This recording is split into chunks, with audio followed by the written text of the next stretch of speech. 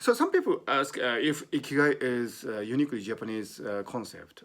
Well, the word is Japanese, but I don't think that the concept of ikigai is applies only in Japan. It's something universal, something universally human, I think. You know, we have these natural languages and we use it every day. So, no, this word ikigai, Japanese people sure use it from time to time. So it's a Japanese word, but that doesn't mean that the feeling, the ways of life that associated with this word can be found only in Japan.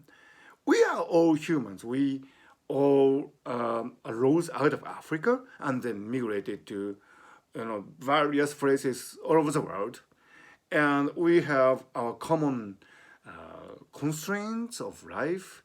In order to get food, we need to do certain things.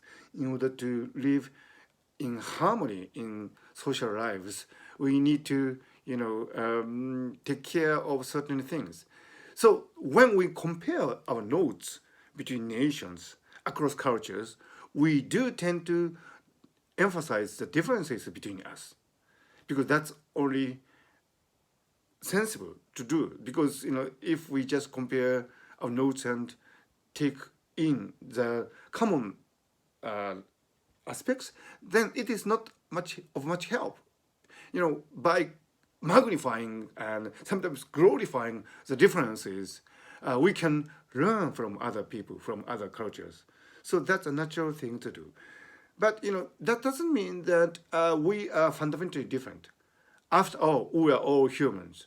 So although ikigai is a word nurtured in the tradition of Japanese culture, Japanese history, it doesn't mean that ikigai is something uniquely, exclusively Japanese.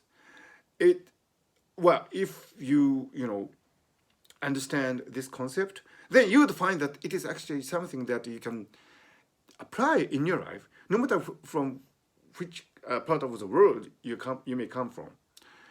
Um, for example, in Germany they have this word Gemütlichkeit, which I think roughly translates as comfort, feeling cozy, and so on.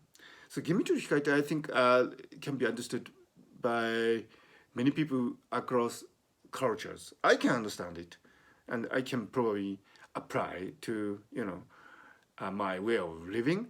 In England, they have this concept, English understatement. Now, this is very interesting, and we Japanese also have our understatement, and we, really appreciate somebody who is doing great things but does not boast about it. So that would be a Japanese version of understatement. And it might be different from the English concept of understatement in certain ways, but we can understand that.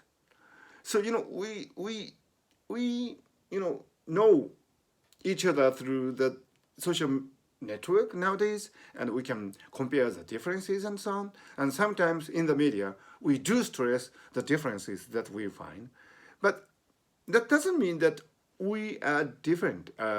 We are actually running on the common theme of humanity. So that is why I don't think ikigai is an exclusively Japanese concept. It is something that applies and can be embraced by people, no matter where they might come from. So I think talking about ikigai and all these wonderful concepts that have been nurtured in various cultures in the world is a great exercise in updating each of us, because by comparing notes and assimilating, absorbing, and mimicking what is best in others, we can probably lead a better life.